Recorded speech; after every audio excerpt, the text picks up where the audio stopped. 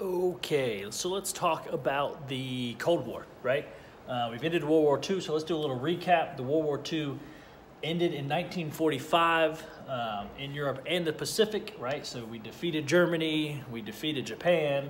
The USA and the Soviet Union emerged from World War II as the two main superpowers in the world, and they do not trust each other, right? They a lot of bad blood, and you'll learn more about that bad blood in 8th grade and your other U.S. world history classes, right? We won't go into too much depth there as to how it got to that point. So in order to prevent another war after World War II, a bunch of countries got together to create the United Nations, which is still today the United Nations, to help keep peace internationally and handle these conflicts. Very similar to the League of Nations, which wasn't successful. So you have the United Nations, which has done a pretty good job of managing conflict, at least from a world war perspective, right? Just to back up, the U.S. was this kind of democratic capitalist society, and the Soviet Union was the communist society. And the economic, political, and social tensions between the U.S. and the Soviet Union was called the Cold War, right? The Cold War. So that's kind of where we're at. It's called the Cold War because there really wasn't direct fighting between the U.S. and Soviet Union, although there were wars. They didn't directly fight each other, right? So the Cold War. After World War II, Europe divided into communist and non-communist countries, right? Western Europe was the democratic, non-communist side backed by the U.S. or supported by the U.S., and Eastern Europe was the communist side or the Soviet Union side. And this line down the middle of Europe was known as the Iron Curtain. And the Prime Minister of Great Britain, Winston Churchill, is famous for calling that division of communism and democratic or capitalism as the Iron Curtain. Even down a little bit more, Berlin, Germany's capital, was divided. East Berlin was Soviet communist, and West Berlin was this democratic capitalist, the USA side, right? So Europe was divided and Berlin was divided. The Soviets ended up building a wall called the Berlin Wall to keep its citizens from fleeing to the other side of the nicer West Berlin that the United States was in control of, right? A lot of crazy stories about that wall. To prevent the spread of communism, right, the Western European nations and the United States created NATO, which is an alliance they used to back each other, the North Atlantic Treaty Organization, and it was to protect each other. So another alliance emerging, right? The Soviet Union and its Eastern European allies created the Warsaw Pact, and that was to do the same thing, to kind of protect each other and to prevent the spread of capitalism. So they're very fearful of each other's ideas and theologies, right?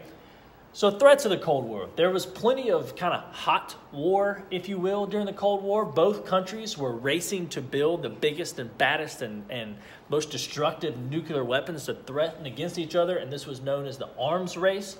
And they threatened each other constantly to the point where they kind of had this understanding of this policy, this mutually assured destruction, which means that if you shoot your weapon, we shoot our weapon, and the entire world is going to be destroyed. We can assure that.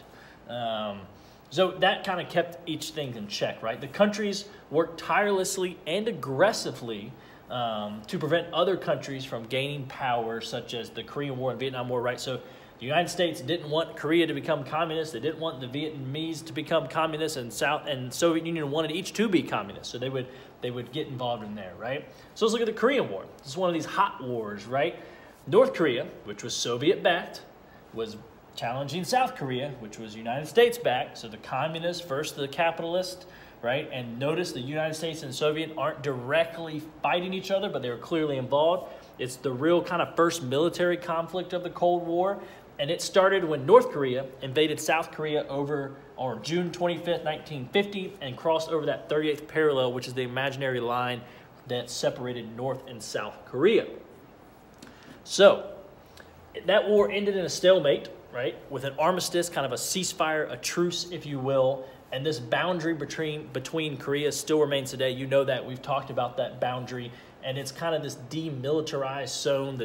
The North is still communist, the South is still mostly democratic, and that war officially ended in 1953. Now let's get to the Vietnam War, even more confusing war that you'll learn about in U.S. history and so forth in your 8th grade and high school classes. It started in 1954, very quickly after the Korean War, when the Viet Cong, who was backed by China, and the Soviets, both communist, so North Vietnamese were communist, they invaded South Vietnam, which was USA-backed, that capitalist democratic society, and it created this kind of long, grueling, very controversial war that the U.S. remained in because they feared that if Vietnam fell, then other countries would fall and become communist. And this theory was called the Domino Theory. So we were willing to defend Vietnam to almost an unbelievable end to prevent them from becoming truly communist. We thought other Southeast Asia countries like Japan would become communist. And this is the Domino Theory. One falls, they all fall, right? So this war ended when United States President Nixon withdrew troops in 1973, but the Viet Cong did take over Vietnam, and now they are a communist country. So let's end the Cold War, shall we, right? In the end, democracy kind of won out because historically, countries run by the state or by the government, communist countries, don't do as well as capitalist countries. And there's a whole host of reasons behind that, but that's kind of the general gist. Ultimately, the new Soviet Union, new Soviet leader, Mikhail Gorbachev, helped end the Cold War. He helped to modernize the Soviet Union. He reduced government regulation. He held elections. He granted a lot of more individual rights to people, and he just modernized Soviet Union in general. 1989, that Berlin Wall fell, that was torn down, and Berlin was a city again. 1990, Germany was reunited from the eastern and western side. And in 1991, the Soviet Union broke up, disbanded, and they now became Russia. And many other countries who were also under that Soviet communist rule also began to fall as well.